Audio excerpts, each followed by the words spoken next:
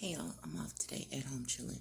Okay, so today I want to talk about haters and the serious repercussions for hating, why haters are not God's people, and I also want to talk about the term "What would Jesus do?" Okay, so let me start with it. So we all heard of the term WWJD, but I want to put that aside for a second, and ask yourself, as a chosen one, what would you do? So let's just say WWID. What would I do?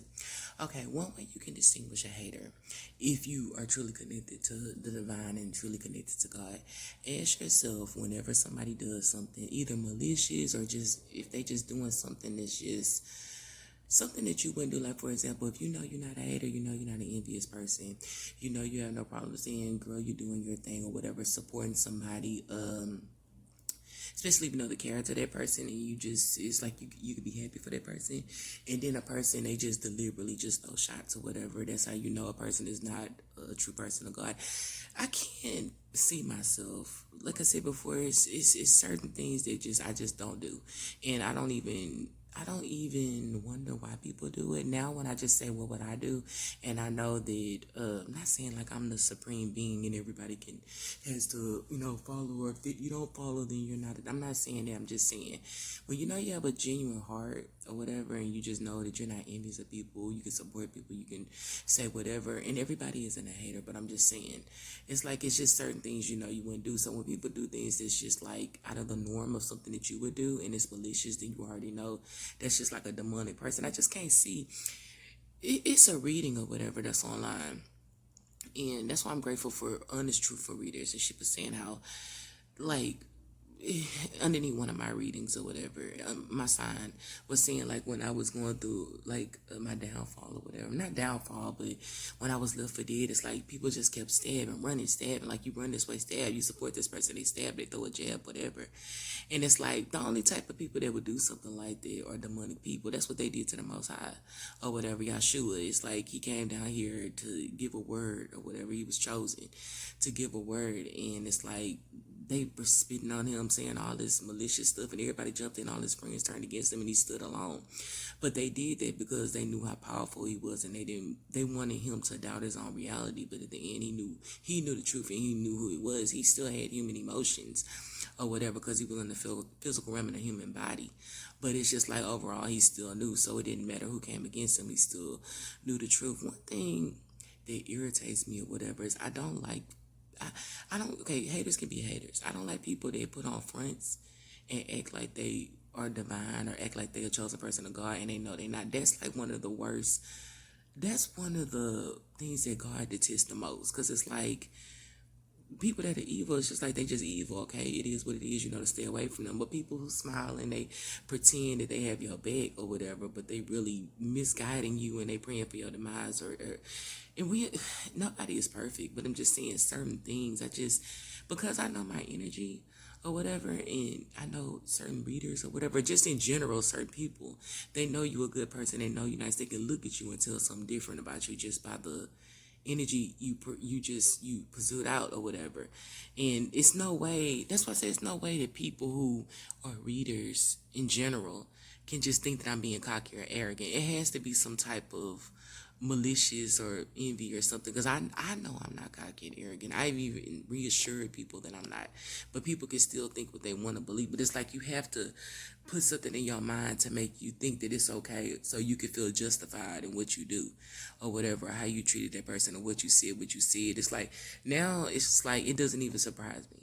I just expect betrayal. I expect, and it's not even betrayal because we're not friends, but I just expect people to eventually just show their true face or whatever.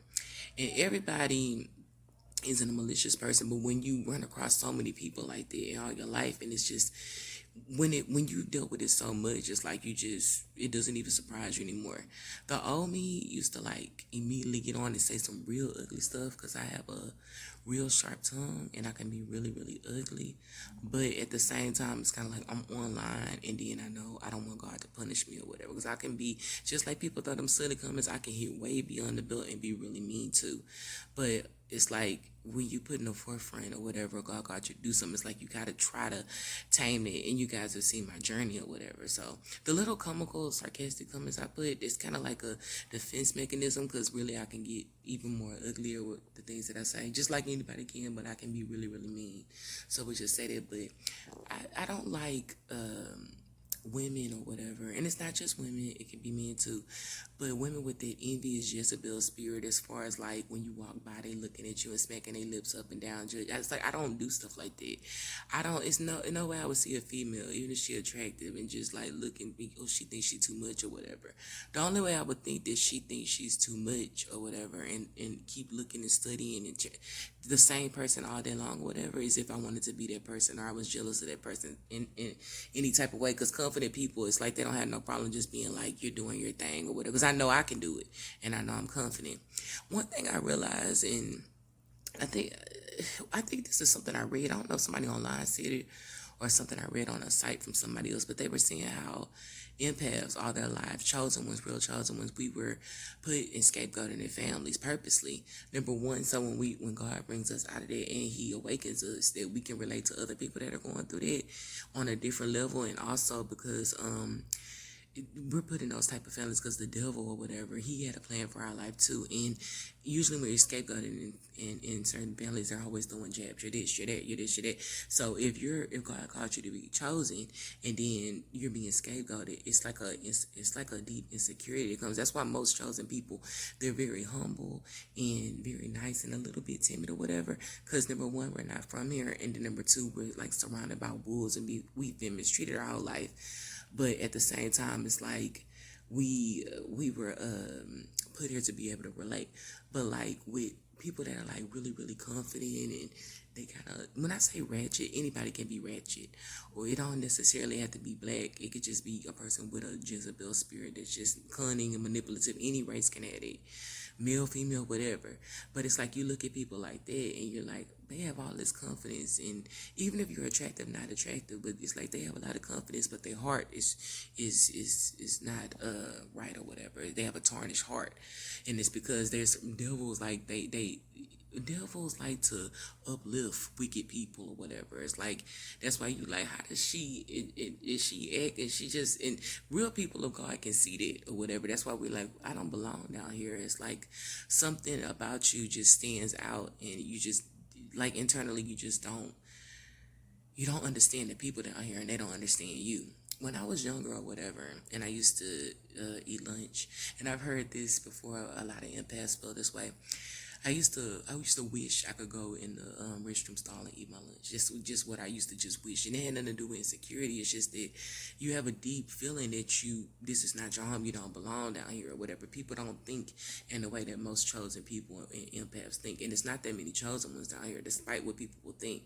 It's not that many chosen people of God down here. It's a lot of people that are portraying that they are. And I'm not saying I'm the only one, because there's many besides me, people I've learned from, other chosen ones I've learned from. But it's just like the character of people, the soul of people, you will be judged or whatever. So it doesn't matter if people put on the front of the whole world and pretend like they're this and that. God is looking at you, and God knows the truth about you.